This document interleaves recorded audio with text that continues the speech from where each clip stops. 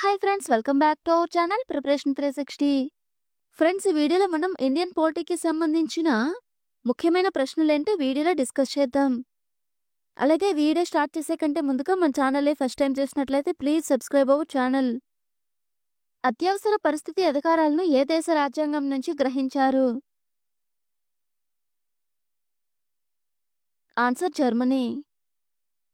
భారతదేశంలో రాష్ట్రపతి ఎన్ని రకాల అత్యవసర పరిస్థితులను ప్రవేశపెట్టొచ్చు? ఆన్సర్ 3.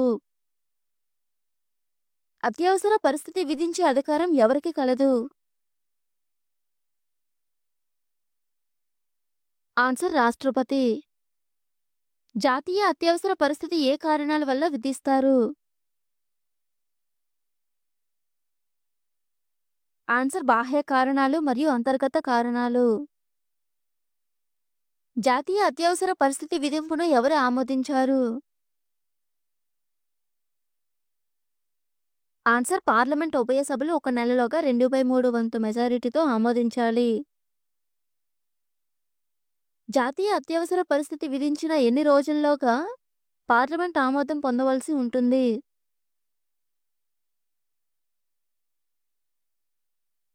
ఆన్సర్ 1 నెల. పార్లమెంట్ ఆమోదం పొందిన జాతీయ అత్యవసర పరిస్థితి ఎంతకాలం అమల్లో ఉంటుంది?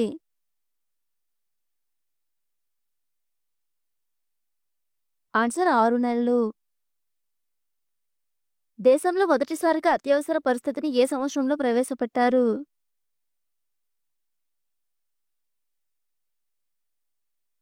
ఆన్సర్ 1962. దేశంలో అంతర్గత కారణాల వల్ల ఎప్పుడు అత్యవసర పరిస్థితిని విధించారు? ఆన్సర్ 1975.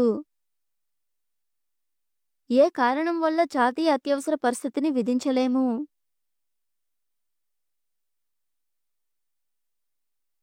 ఆన్సర్ అంతర్గత కల్లోలం. జాతీయ అత్యవసర పరిస్థితిలో లోక్సభను ఎంతకాలం వరకు పొడిగించవచ్చు? ఆన్సర్ 1 సంవత్సరం. బాహ్య కారణాల వల్ల అత్యవసర పరిస్థితిని ఎన్నిసార్లు విధించారు? ఆన్సర్ 2 సార్లు. రాజ్యాంగపరమైన అత్యవసర పరిస్థితిని ఏ ఆర్టికల్ ప్రకారం ప్రకటిస్తారు?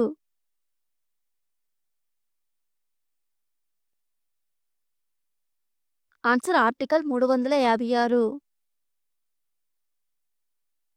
రాష్ట్రాల్లో రాష్ట్రపతి పాలన ఎంతకాలం కంటే ఎక్కువగా కొనసాగించరాదు? ఆన్సర్ 3 సంవత్సరాలు. రాష్ట్రపతి పాలన మొట్టమొదటిసారిగా ఏ రాష్ట్రంలో విధించారు?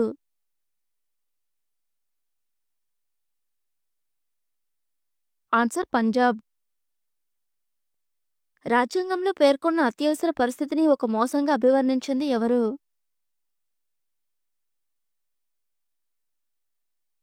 ఆన్సర్ బిఎన్ రావు.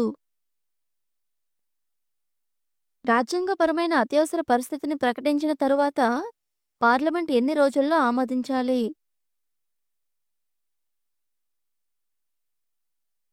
ఆన్సర్ 2 నెలలు. వీడియో కనుక మీకు నచ్చినట్లయితే లైక్ చేసి మీ ఫ్రెండ్స్కి షేర్ చేయండి. అలాగే మన ఛానల్ని సబ్స్క్రైబ్ చేసుకుని పక్కనే ఉన్న బెల్ ఐకాన్ని క్లిక్ చేయండి.